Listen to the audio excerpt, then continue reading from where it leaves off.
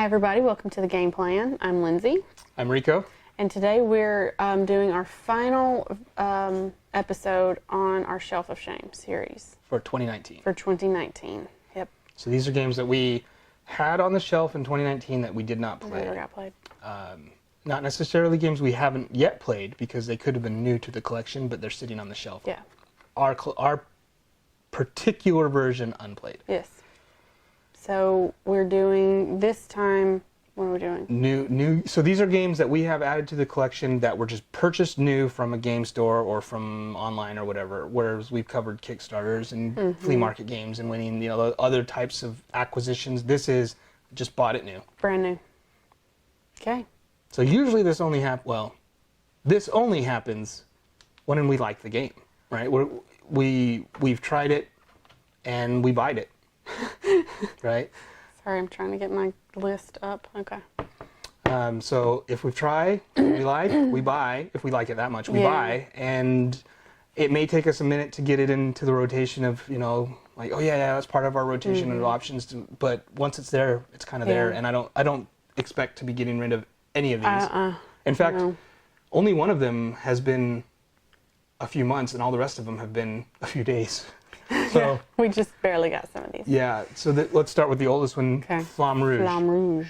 Flamme Rouge is a game that we first played in 2016? Think so? 2017, I remember, because it was the same convention that we played Scythe for the first time, and it was the year after Scythe came out. Okay. So 2017. So there you go. Etched in my memory. Yep, there you have it. Loved it. I loved that game. So I have previous experience with cycling. I did triathlons when I was younger, and I followed cycling, as a sport, watch it on television and that kind of stuff. I really liked it, and I loved how thematic they did. Like this, it was so well done with the way you draft and the way you have to conserve energy, and there's the sprinter and the support and all that kind of stuff. And in this game, you have only two characters you're dealing with, but it mapped out and kind of gave you the feel of what cycling really was. I really like that. And it is a race game, and which is fun. Like, it's rare to find a race game, I think, for me that works. A lot of them are they're kind of luck driven just for the sake of feeling like a race, like you're just frantically trying to get somewhere, whereas this one was very strategic, but it was so easy to play. It was really easy. You just play two cards, one for one guy and one for the other guy, and you just have to manage their energy. Yeah, because you can't play the same card that round or something like that. Yeah, you have to you play through your cards and then have to reset, but then you get introduced exhaustion to your deck depending on how much energy you use and that kind of stuff. So so you can get ahead a little bit, but then you might fall back because you have exhaustion in your deck. Yeah, if you're like in front and you're taking the wind, you get exhaustion, stuff like that. I can't remember exactly. It's again been a few years now, but I loved it. But he's been talking about it ever since. Yeah, so we finally got it. It was one that I should have gotten a long time ago. Yeah.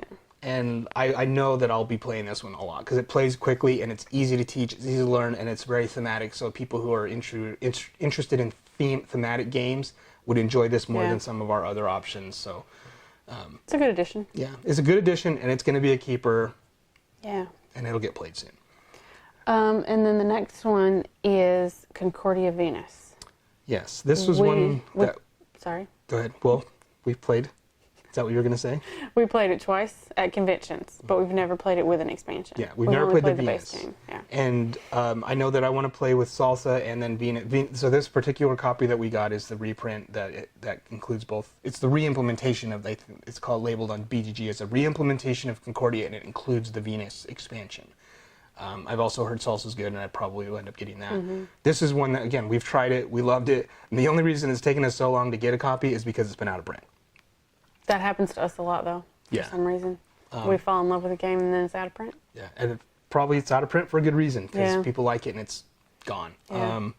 But this is one that is not going to... It's not going to get purged, so this is it'll get played. And we actually... I mean, we literally got this 4 days ago? 4 days ago. Something like that. Yeah. So... And I don't know if it qualifies as a video, but we needed to give you guys some comment. Got to keep it going. And then, as part of that same acquisition set, we got Dice Hospital. I like this one. For Lindsay's Merry Christmas birthday. Yay. Happy New Year. Happy New Year times. The Dice Hospital is a game that we played at a convention, and it's particularly struck a chord with this one. I Yeah. enjoyed it a lot too, but I mean, I think you've had your mind on it a while. I have, yeah. And so it's another one that it probably should have gotten into our collection earlier, but that was earlier this year, so I don't feel too bad. Whereas Concordia has been like, what, 2016? Yeah, it's been a while. Yeah. It's been a while. We should have had that one by now. Dice Hospital is exciting. I don't know if, since I'm in the medical field, it's more fun for me. I don't Sure. know, but I guess you're just trying to keep people alive. But I've worked in a hospital, so I kind of knew like what the different areas were and just stuff like that. So it was just fun to have something that I like recognized. Yeah, So I can see that. yeah, I really liked it. That's why I've been waiting for them to do a software engineering video Yeah. board game. I don't know how you can make that I don't know how fun. you do it. Other than doing it, like doing it's fun, but I don't know how you can make a board game about it I and don't it'd know. be fun because it doesn't sound fun.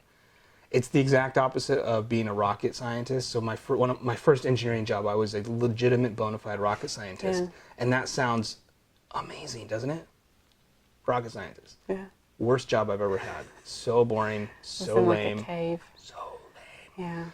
Yeah. And it's the exact opposite. What I do now, I just create software and I figure out how to safely scale so that you can have millions of people using your systems without things breaking. Mm-hmm. Sounds so boring, but it is amazingly interesting. It's so good. So much fun.